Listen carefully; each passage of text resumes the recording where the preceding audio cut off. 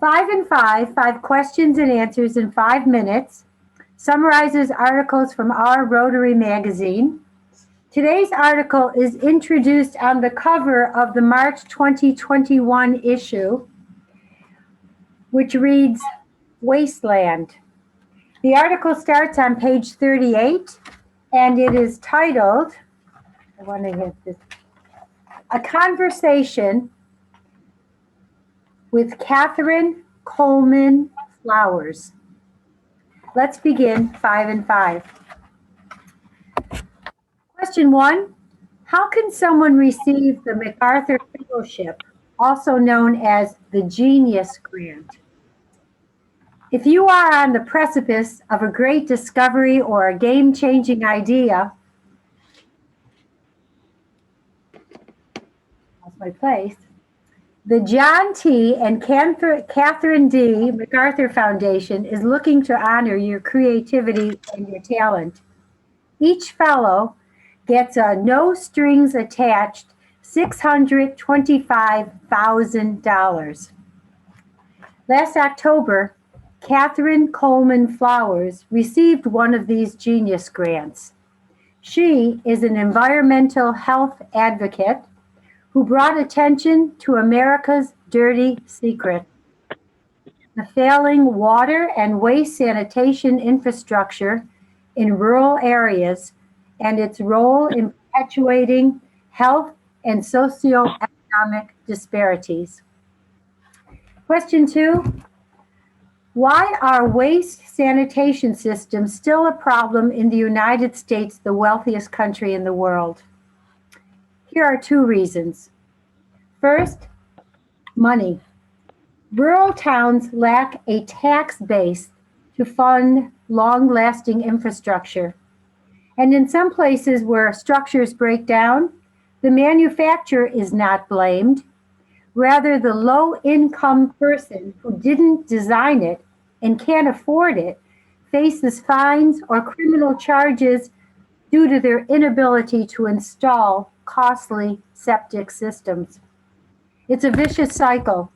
Without proper infrastructure, towns have no businesses, therefore residents have no jobs and no money to fix the infrastructures that keep failing. Another problem is climate change. More storms and floods saturate soil and raise water tables, causing septic systems to fail even more. On rainy days, foul effluent burbles up into bathtubs and sinks and forms cesspools on the top of yards.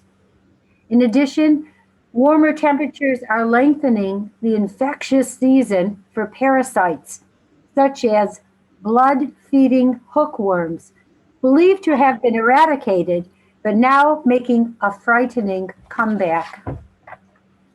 Question 3. What did Flowers find in the county she grew up in?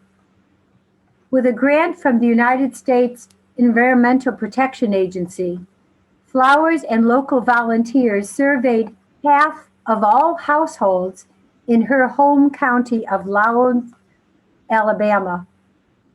About 2/3 of that half rely on septic tanks, and about 10% of homes have no waste treatment systems.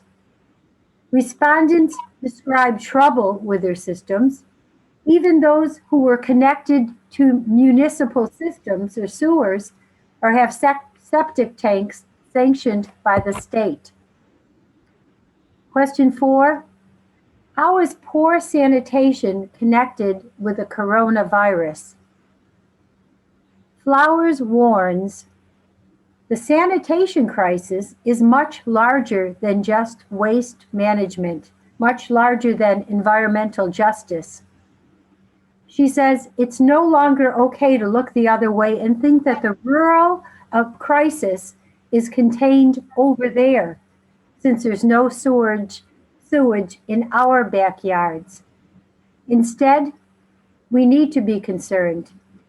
Faulty sewage management systems spread disease, and it is not unlikely that the next coronavirus could start right here in the United States of America. Question 5. What is being done to solve the rural sanitation problem?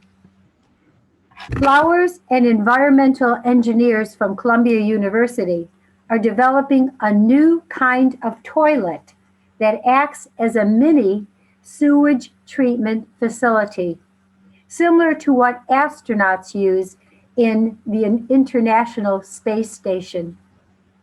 Basically, water is captured, filtered, and cleaned, and the reclaimed water is then available to drink, to bathe in, to wash clothes, or to safely fertilize crops or provide energy for our homes. In conclusion, Catherine Flowers heightens our awareness that too many Americans lack what most Americans take for granted: the right to flush and forget. Thank you.